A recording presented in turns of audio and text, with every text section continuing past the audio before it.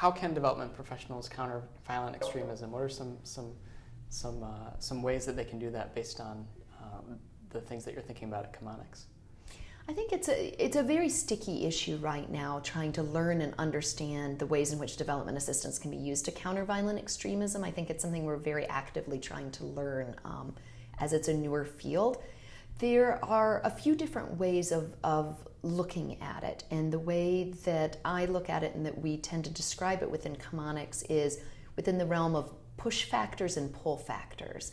And what those are is, what are the forces at work that are pulling people into these violent extremist movements? So what is attracting individuals to say that it's worth undertaking a suicide attack or leaving their family and entering into a situation in which you'll spend years, in the jungle fighting with other youth?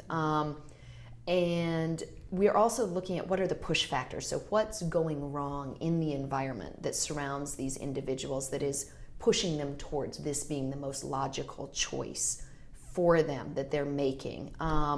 And I think that by keeping a more narrow focus on countering violent extremism, we can be more explicit about trying to explore what these linkages are, of how we can engage. The thing that I'm most wary of is defining what development assistance can do too broadly. You'll often hear narratives around the fact that by providing youth with jobs or improving the economic environment in a country, you will reduce the likelihood that individuals will resort to violent extremism or be recruited into these movements. And my reading and understanding of the studies that have been done so far show that that is not a direct correlation. That's a very gross generality. So I think we need to be much more explicit at trying to look at the individual level, at what are some of these factors that are impacting individuals, and then how can we engage. A lot of folks talk about that